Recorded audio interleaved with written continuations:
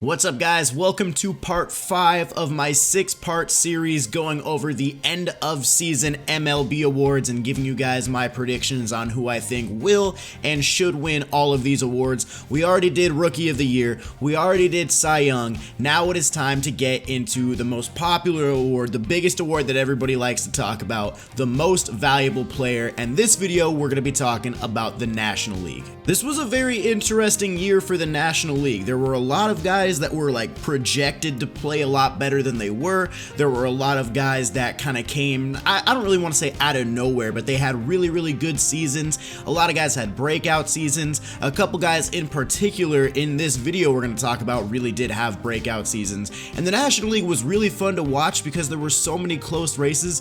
The National League was crazy this year. So let's go ahead and go over the 3 candidates for the National League MVP, and let's go ahead and start it off with Milwaukee Brewers outfielder Christian Yelich. This guy is kind of the favorite for most people to win the MVP, and when you take a look at the numbers, you can probably see why. It's really interesting about Christian Yelich because he was on the Miami Marlins last year, and then he got traded to the Brewers, and once he got traded, something clicked. It was probably where he was batting in the order and the type of player the Brewers wanted him to be compared to what he was down in Miami. There was just a lot that changed for Christian Yelich, and I think most people can agree it probably changed for the better. Christian Yelich really did have an amazing year, and he is definitely deserving of an MVP vote. For the next guy, we're going to stay in the National League Central, and he's going to be on the team that the Brewers, with Christian Yelich, were fighting with all year long for that National League Central crown. I'm talking about Javy Baez of the Chicago Cubs. Now, honestly, I would say maybe through like July, Javy Baez was a lot of people's favorite to win the MVP. Matt Carpenter had a little bit of a run there.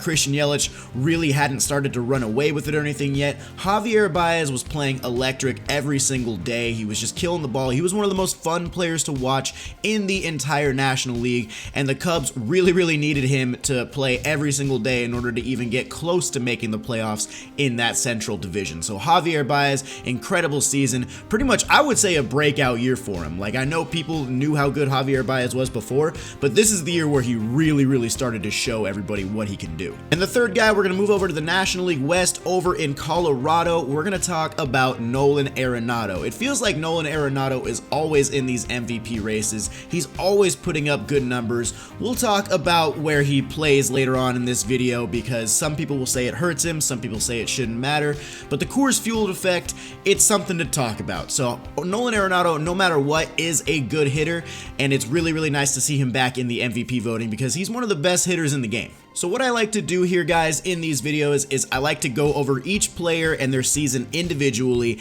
and then I like to compare all 3 of them and see who was the best of the 3 at a bunch of different statistical categories. So that's exactly what we're going to do. We're going to start it off with the individual seasons, and let's go ahead and start it off with Christian Yelich. In 2018 for the Milwaukee Brewers, Christian Yelich had a .326 batting average, a .402 on base, a .598 slugging, and an OPS of 1,000. He had a .164 OPS plus as well. 343 total bases on the season. He had 118 runs, 187 hits, and 574 at-bats, 34 doubles, 36 home runs, 110 RBIs, 22 stolen bases, 68 walks. Overall, Christian Yelich was able to do everything he needed to do at the plate. He was actually really close to winning the National League Triple Crown. He was like, I think it was 2 home runs off and like 2 RBIs off or something like that, and he had an opportunity to do something with that in that game 163 against the Cubs. He couldn't get it done, but either way, he's pretty much at the top in almost every major hitting category. Christian Yelich had an incredible season,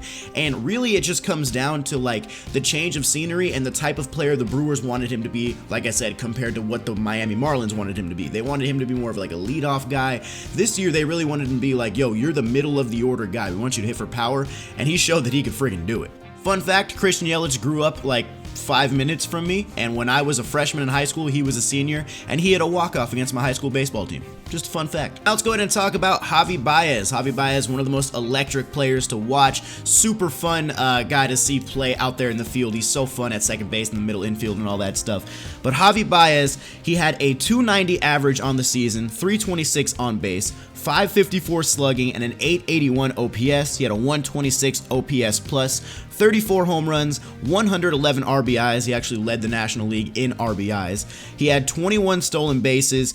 He had 40 doubles. He also had 176 hits in 606 at-bats. One thing that Javier Baez is kind of not the best at is his discipline. His strikeout to walk ratio is pretty bad. He's got 29 walks to 167 strikeouts on this season. So, you know, he really wanted to swing at a lot of pitches. He really wanted to put the ball in play. And that's not necessarily the worst thing in the world, but you got to have a little bit of discipline when you're swinging at a bunch of different pitches. You got to be able to see which ones are going to be in the dirt, which ones are going to be high.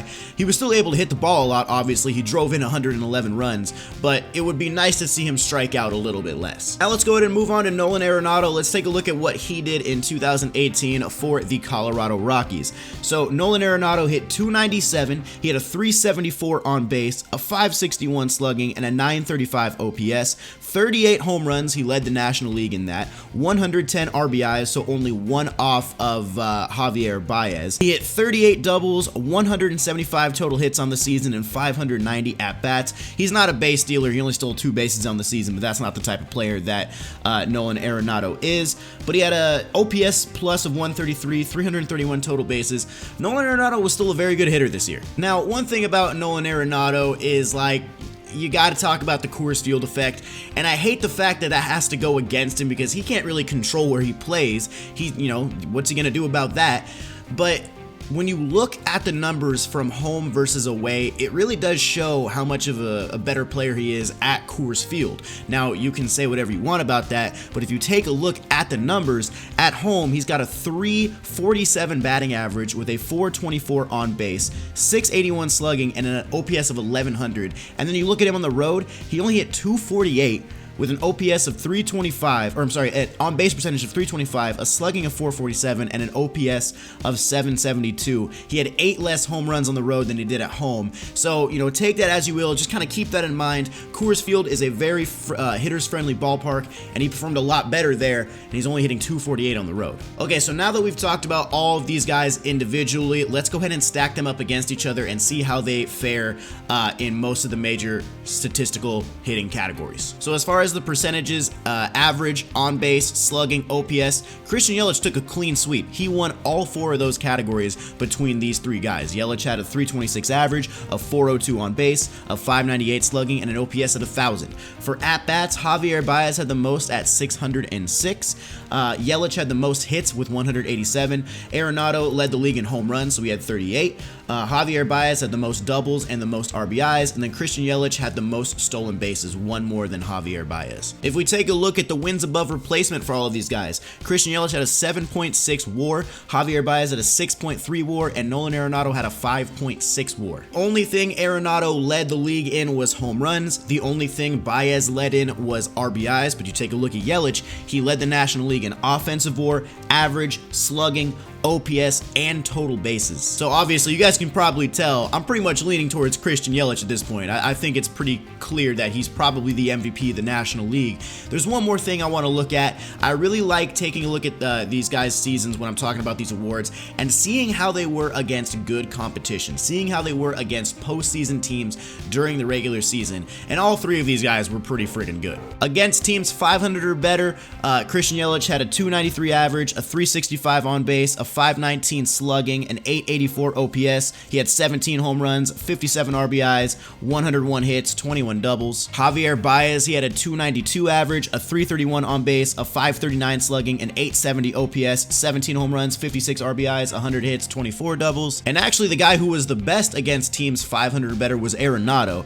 He had a 309 average, a 379 on base, a 597 slugging, a 976 OPS, 25 bombs, 60 RBIs, 102 hits, 18 doubles. Overall, man, I think it's pretty clear that Christian Yelich had the best offensive season, and he was pretty much the best overall player in the National League for 2018. He led in so many different statistical categories for hitting. He was a pretty good fielder as well. Christian Yelich really did everything that the Brewers needed him to do, and I think he is the MVP of the National League, and I think he will definitely win the MVP award for the NL. Of course, not taken away from the season that Javier Baez had, and not taken away from the season that Nolan Arenado had. They both put put up incredible numbers and they both did extremely well for their team. But Christian Yelich was the guy this year. He was just 100% the guy in the National League. He should be the MVP, and I think he will be the MVP. So let me know in the comments what you think, guys. Do you think Yelich will win? Do you think Baez will sneak away and win it? Do you think Arenado has a better shot? Let me know your thoughts down in the comments. Either way, if you enjoyed the video, smash the like button, subscribe to the channel if you're new to keep up with the rest of these, and I'll see you guys in the next one. Peace.